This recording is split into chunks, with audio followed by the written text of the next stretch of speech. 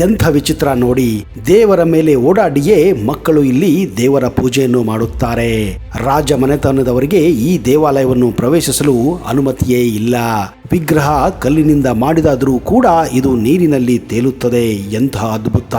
ಇದು ಸರ್ಪಗಳ ಸುರುಳಿಯಲ್ಲಿ ಮಲಗಿರುವ ವಿಷ್ಣುವಿನ ಅತ್ಯಂತ ಅದ್ಭುತ ವಿಗ್ರಹವಾಗಿದೆ. ಈ ದೇವಾಲಯದ ವಿಗ್ರಹವನ್ನು ರಾಜ ಪರಿವಾರದ ಯಾವುದೇ ಸದಸ್ಯರು ನೋಡಿದರೂ ಮರುಕ್ಷಣವೇ ಆತನು ಸಾಯುತ್ತಾನೆ. ಹೌದು, ಇದು ನಿಜಕ್ಕೂ ಅತ್ಯಂತ ವಿಸ್ಮಯ ಹಾಗೂ ವಿಚಿತ್ರ ದೇವಾಲಯವಾಗಿದೆ. ಬನ್ನಿ ಸ್ನೇಹಿತರೆ, ಇವತ್ತಿನ ಈ ವಿಡಿಯೋದಲ್ಲಿ ನಿಮಗೆ ಇಂಥ ಕುತೂಹಲಕಾರಿ ಹಾಗೂ ಅಚ್ಚರಿ ಮೂಡಿಸುವ ದೇವಸ್ಥಾನದ ಬಗ್ಗೆ ಸಂಪೂರ್ಣವಾದ ಮಾಹಿತಿಯನ್ನು ಕೊಡ್ತಾ ಇದ್ದೀನಿ. ಒಂದು ವೇಳೆ ನೀವು ಈ ಚಾನೆಲ್ ಅನ್ನು ಇನ್ನೂ ಸಬ್ಸ್ಕ್ರೈಬ್ ಮಾಡದೇ ಇದ್ರೆ ದಯವಿಟ್ಟು ಈಗಲೇ ಸಬ್ಸ್ಕ್ರೈಬ್ ಮಾಡಿ, ಜೊತೆಗೆ ಬೆಲ್ ಐಕನ್ ಕೂಡ ಪ್ರೆಸ್ ಮಾಡಿ.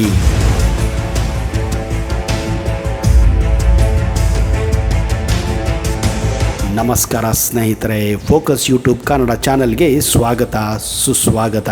ಬುಧ ನೀಲಕಂಠ ಎಂದರೆ ಪುರಾತನ ನೀಲಿ ಬಣ್ಣದ ವಿಗ್ರಹದಿಂದ ಮಾಡಿದ ಮೂರ್ತಿ ಎಂದರ್ಥ. ಈ ದೇವಾಲಯದಲ್ಲಿರುವ ಮಹಾವಿಷ್ಣು ಆದಿಶೇಷನ ಮೇಲೆ ಮಲಗಿರುವಂತೆ ನಮಗೆ ದರ್ಶನ ನೀಡುವ ಈ ವಿಷ್ಣುವಿನ ವಿಗ್ರಹವು 5 ಮೀಟರ್ ಉದ್ದವಿದೆ. ಸದಾ ನೀರಿನಲ್ಲಿ ತೇಲುತ್ತಿರುವ ಇಲ್ಲಿರುವ ವಿಷ್ಣುವಿನ ಮೂರ್ತಿಯು ಯೋಗ ನಿದ್ರೆಯಲ್ಲಿ ಇರುವಂತೆ ನಮಗೆ ಭಾಸವಾಗುತ್ತದೆ. ಅಚ್ಚರಿಯ ವಿಚಾರ ಏನೆಂದರೆ 100 ಟನ್ ತೂಕವಿರುವ ವಿಷ್ಣುವಿನ ಮೂರ್ತಿಯು ಅದು ಹೇಗೆ ತೇಲುತ್ತದೆ ಎನ್ನುವುದೇ ನಿಜಕ್ಕೂ ಕಲ್ಪನೆಗೂ ಮೀರಿರುವ ವಿಚಾರವಾಗಿದೆ.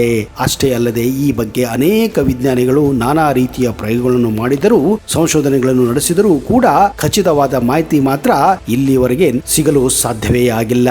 ಈ ದೇವಾಲಯಕ್ಕೆ ಸಾಮಾನ್ಯ ನಾಗರಿಕರು ಭೇಟಿ ಕೊಡಬಹುದು, ಆದರೆ ರಾಜ ಮನೆತನದವರು ಈ ದೇವಾಲಯಕ್ಕೆ ಭೇಟಿ ನೀಡುವುದಿಲ್ಲ. ಅಷ್ಟಕ್ಕೂ ಈ ದೇವಾಲಯಕ್ಕೆ ರಾಜ ಮನೆತನದವರು ಭೇಟಿ ನೀಡಲು ಕಾರಣವೇನೆಂದು ನೀವು ಕೂಡ ಕುತೂಹಲಗೊಂಡಿರಬಹುದು. ಅಂದ ಹಾಗೆ ಈ ದೇವಸ್ಥಾನವು ನೇಪಾಳ ದೇಶದ ಕಾಠ್ಮಂಡುವಿನಲ್ಲಿದೆ. ಇದು ಕಾಠ್ಮಂಡುವಿನಿಂದ 8 ಕಿಲೋಮೀಟರ್ ದೂರದಲ್ಲಿರುವ ಶಿವಪುರಿ ಬೆಟ್ಟದ ತಪ್ಪಲಿನಲ್ಲಿರುವ ಒಂದು ನೇಪಾಳದ ಅದ್ಭುತ ಪ್ರವಾಸಿ ಕ್ಷೇತ್ರ ಹಾಗೂ ಅತ್ಯಂತ ಪ್ರಸಿದ್ಧ ದೇವಾಲಯವಾಗಿದೆ. ಈ ವಿಗ್ರಹವನ್ನು ನೋಡಿದರೆ ನಮಗೆ 11 ಹಾವುಗಳ ಸುರುಳಿಯಲ್ಲಿ ಶ್ರೀ ವಿಷ್ಣುವು ಒಂದು ಕಾಲಿನ ಮೇಲೆ ಮತ್ತೊಂದು ಕಾಲಿಟ್ಟು ಮಲಗಿದಂತೆ ಕಾಣುತ್ತದೆ. ಹಿಂದೆ ರೈತನೊಬ್ಬ ಹೊಲದಲ್ಲಿ ಕೆಲಸ ಮಾಡುತ್ತಿರುವಾಗ ಈ ವಿಗ್ರಹ ದೊರಕಿದೆ ಎಂದು ನಂಬಲಾಗಿದೆ. ಈ ವಿಗ್ರಹವು ಸುಮಾರು 5 ಮೀಟರ್ ಉದ್ದವಾಗಿದೆ. ಈ ವಿಗ್ರಹ ಇರುವ ಕೊಳವು ಸುಮಾರು 13 ಮೀಟರ್ ಉದ್ದವಾಗಿದೆ. ಈ ಪ್ರತಿಮೆಯು ನಿಜಕ್ಕೂ ಇಡೀ ವಿಶ್ವಾದ್ಯಂತ ಎಲ್ಲರಲ್ಲಿ ವಿಸ್ಮಯವನ್ನು ಹುಟ್ಟು ಹಾಕಿದೆ. ಈ ದೇವಾಲಯದಲ್ಲಿರುವ ಆಶ್ಚರ್ಯ ವಿಷಯ ಏನೆಂದರೆ, ಇಲ್ಲಿರುವ ನೀಲಿ ಬಣ್ಣದ ವಿಷ್ಣು ವಿಗ್ರಹವು ಕಲ್ಲಿನಿಂದ ಮಾಡಿದಾದರೂ ಕೂಡ ಇದು ನೀರಿನಲ್ಲಿ ತೇಲುತ್ತದೆ ಎನ್ನುವುದೇ ಒಂದು ವಿಚಿತ್ರ. ಇಂದಿಗೂ ಕೂಡ ಈ ದೇವಾಲಯ ನೀರಿನಲ್ಲಿ ಮುಳುಗಿರುವ ಇತಿಹಾಸವೇ ಇಲ್ಲ.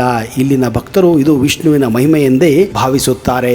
ಈ ಕುರಿತು ಎಷ್ಟೇ ಅಧ್ಯಯನ ಮಾಡಿದರೂ ಕೂಡ ಇದರ ರಹಸ್ಯಗಳು ಇಂದಿಗೂ ಕೂಡ ಹೊರಗೆ ಬಂದಿಲ್ಲ. ದಂತಕಥೆಗಳ ಪ್ರಕಾರ ಸಮುದ್ರ ಮಂಥನ ಸಮಯದಲ್ಲಿ ಶಿವನು ವಿಷವನ್ನು ಸೇವಿಸುತ್ತಾನೆ. ಪಾರ್ವತಿಯ ದಯೆಯಿಂದ ಕಾರ್ಕೋಟ ವಿಷ ಶಿವನ ದೇಹವನ್ನು ಪ್ರವೇಶಿಸದೆ ಗಂಟಿನಲ್ಲಿ ನಿಂತುಕೊಳ್ಳುತ್ತದೆ. ವಿಷ ಗಂಟಿನಲ್ಲಿದ್ದ ಕಾರಣ ಶಿವನಿಗೆ ಗಂಟಲು ಉರಿಯಲು ಪ್ರಾರಂಭಿಸುತ್ತದೆ. ಆಗ ಶಿವನು ಉತ್ತರ ದಿಕ್ಕಿನಲ್ಲಿರುವ ಬೆಟ್ಟಕ್ಕೆ ತನ್ನ ತ್ರಿಶೂಲವನ್ನು ಎಸೆಯುತ್ತಾನೆ. ಆಗ ಬೆಟ್ಟದಿಂದ ನೀರು ಹರಿಯಲು ಪ್ರಾರಂಭಿಸುತ್ತದೆ. ಶಿವನು ಆ ನೀರನ್ನು ಕುಡಿಯುವ ಮೂಲಕ ಗಂಟಲ ಉರಿಯನ್ನು ಗುಣಪಡಿಸಿಕೊಳ್ಳುತ್ತಾನೆ ಎಂದು ನಂಬಲಾಗಿದೆ. ಹೌದು, ಆ ವಿಷ್ಣುವಿನ ವಿಗ್ರಹ ಇರುವ ಆ ಕೊಳವೇ ಈ ಗೋಸಾಯಿ ಕುಂಡ ಎಂದು ನಂಬಲಾಗಿದೆ. ಬುಧ ನೀಲಕಂಠ ದೇವಾಲಯದಲ್ಲಿ ಪ್ರತಿ ವರ್ಷ ನಡೆಯುವ ವಾರ್ಷಿಕ ಮಹೋತ್ಸವವೊಂದು ಸಾವಿರಾರು ಭಕ್ತರು ಈ ಕೊಳಕ್ಕೆ ಭೇಟಿ ನೀಡುತ್ತಾರೆ. ವಿಚಿತ್ರ ಏನೆಂದರೆ, ಜನರ ಶಾಪದಿಂದ ಇಲ್ಲಿನ ರಾಜ ಮನೆತನದವರಿಗೆ ಈ ದೇವಾಲಯವನ್ನು ಪ್ರವೇಶಿಸಲು ಅನುಮತಿ ಇಲ್ಲ. ನೀವು ಹೆಸರು ಕೇಳಿದಾಗ ಇದು ಬುದ್ಧನ ದೇವಾಲಯ ಇರಬಹುದೆಂದು ಅನಿಸಬಹುದು, ಆದರೆ ಇದು ಬುದ್ಧನ ದೇವಾಲಯವಲ್ಲ, ಬದಲಾಗಿ ನೀಲಿ ಬಣ್ಣದ ವಿಗ್ರಹ ಇರುವ ವಿಷ್ಣುವಿನ ದೇವಾಲಯವಾಗಿದೆ. ಈ ಪ್ರದೇಶದ ಜನರಿಂದಲೇ ಅಲ್ಲಿನ ರಾಜಮನೆತನಕ್ಕೆ ಶಾಪ ಕೂಡ ನೀಡಲಾಗಿದೆ. ಜನರು ನೀಡಿದ ಶಾಪದ ಪ್ರಕಾರ ಈ ದೇವಾಲಯದ ವಿಗ್ರಹವನ್ನು ರಾಜ ಪರಿವಾರದ ಯಾವುದೇ ಸದಸ್ಯ ನೋಡಿದರೂ ಕೂಡ ಆತನು ತಕ್ಷಣ ಸಾಯುತ್ತಾನೆ ಎನ್ನುವ ಪ್ರತೀತಿ ಇದೆ.